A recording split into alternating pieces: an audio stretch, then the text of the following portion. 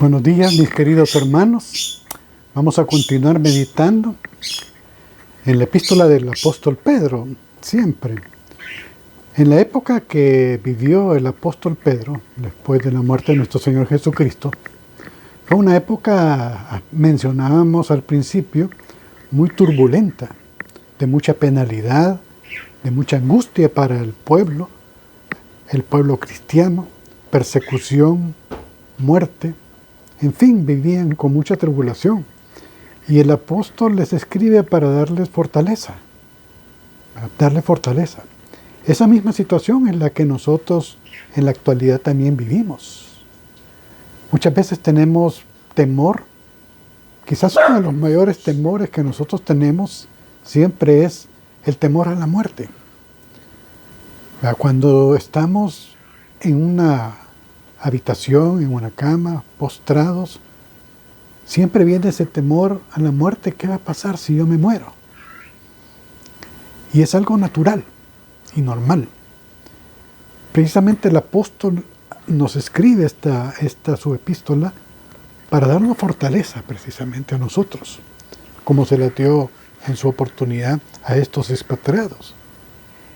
Ahora, en ese sentido, en el versículo, siempre en el capítulo 2 de la primera epístola de Pedro, en el capítulo 2, vamos a analizar el versículo 11 y el versículo 12.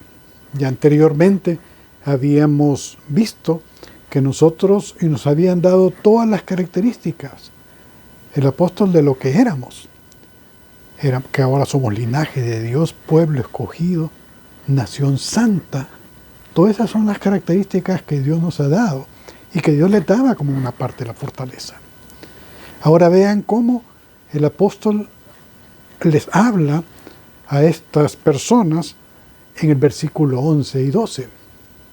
Y él inicia: amados,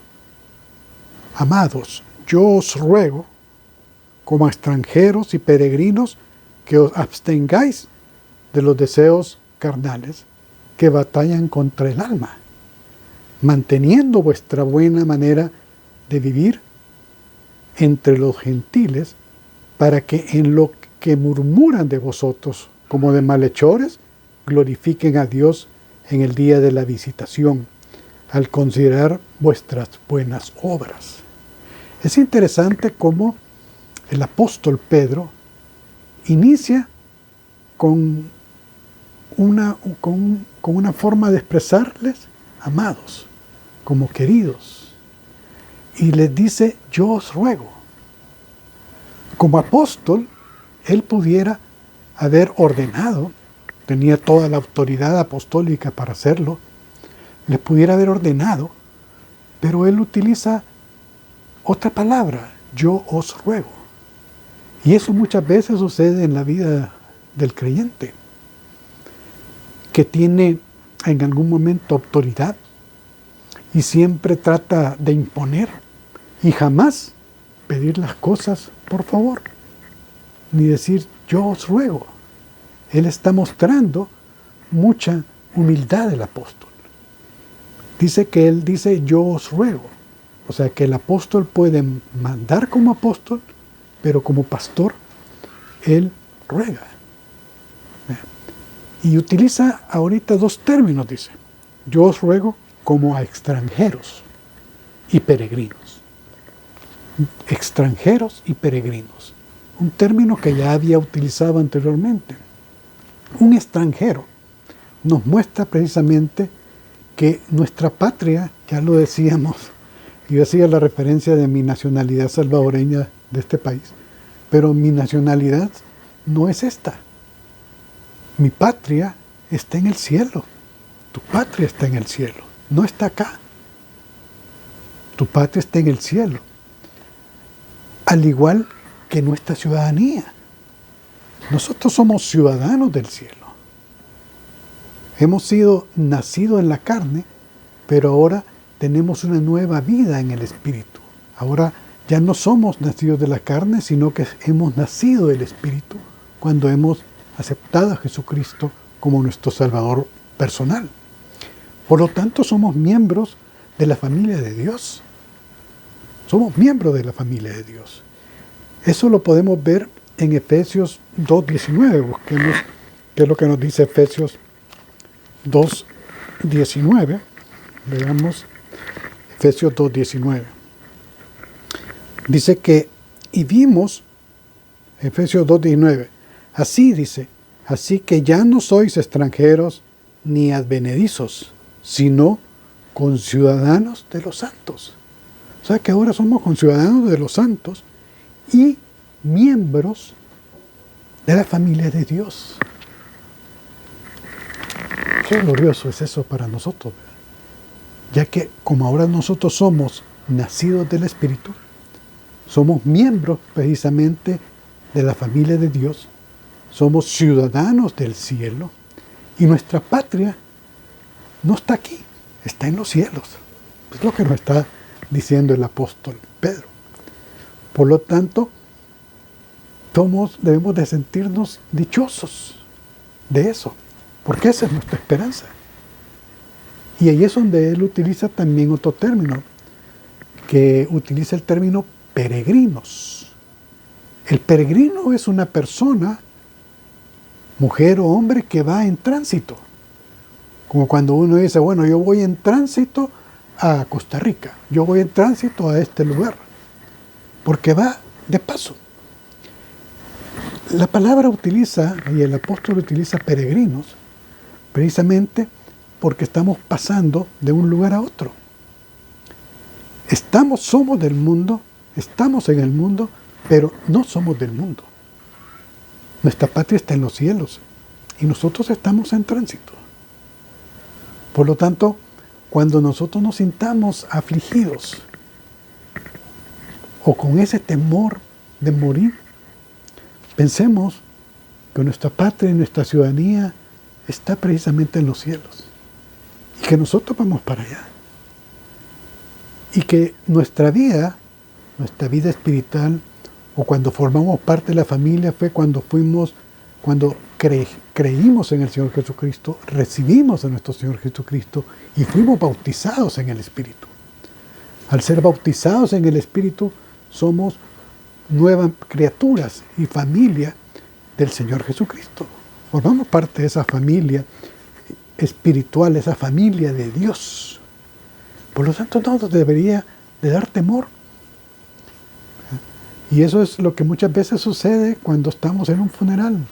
Decimos que es una situación como agridulce, o amarga y dulce, porque sí nos duele, pero realmente es una victoria. Por eso cuando escuchamos, y me gustó mucho el hecho de que vamos a dar un culto de gracia por la partida, realmente es un culto de gracias a Dios, porque hemos finalizado la obra que Él nos ha encomendado. Hemos terminado la carrera que Él nos ha encomendado. Ahora, más adelante vamos a ver qué es lo que Él espera precisamente de nosotros en este andar de peregrinos en la tierra. Y Él utiliza en la otra forma que nos dice, os ruego que os abstengáis, dice, de los deseos de la carne. Abstenerse de los deseos de la carne. ¿Por qué los deseos de la carne? Porque son lo que muchas veces nos estorba. Ahora, hay una fórmula o hay un secreto para poder precisamente abstenernos de los deseos de la carne. ¿Y cómo nos abstenemos de los deseos de la carne? Bueno, Gálatas 5:16 nos dice que, digo pues, andad ¿en qué? Andad en el Espíritu. Eso significa que si nosotros andamos en el Espíritu, vamos a poder soportar esos deseos de la carne, porque nos vamos a dejar controlar por el Espíritu Santo. Si andamos en el Espíritu, dice, y no satisfagáis los deseos de la carne. Y luego nos enseña, dice que estos deseos de la carne que batallan contra el alma. Batallan contra el alma. Batalla. Utilizando un término que significa como una lucha que existe realmente entre el querer y muchas veces el poder hacer las cosas, ¿verdad? Eso es una batalla interna que tenemos, que no nos impide a veces sentirnos tranquilos. Y nos sentimos oprimidos, quisiéramos hacer las cosas, pero son cosas que no le agradan a Dios. Veamos qué nos dice Santiago, capítulo 1, versículo del 13 al 15. Está unas hojas atrás de la epístola de Pedro, Santiago 1, 13, 15. Dice, cuando alguno es tentado, o sea, cuando tenemos esos deseos, cuando alguno es tentado, ¿qué nos dice? No digan que es tentado de parte de Dios. Porque Dios no puede ser tentado por el mal, ni Él tienta a nadie. Él no tienta a nadie. Usted tiene libre albedrío y tenemos ese libre albedrío de poder tomar nuestras decisiones. Y dice el versículo 14, sino que cada uno es tentado cuando de su propia concupiscencia es atraído y seducido. O sea, cada uno es tentado cuando dentro de su propia concupiscencia en el corazón es atraído, dice, y seducido. Entonces, dice Santiago, la concupiscencia, después que ha concebido, da a luz el pecado. Y el pecado, siendo consumado, da a luz a la muerte. Nuestros deseos carnales y nuestros pecados surgen de las concupiscencias de nuestro corazón. De nuestro corazón suben a nuestra mente y de nuestra mente salen nuestras acciones. Nuestra boca, lo que decimos, lo que hacemos, surge del corazón, viene a nuestra mente y se operativiza a través de la boca o de lo que hacemos.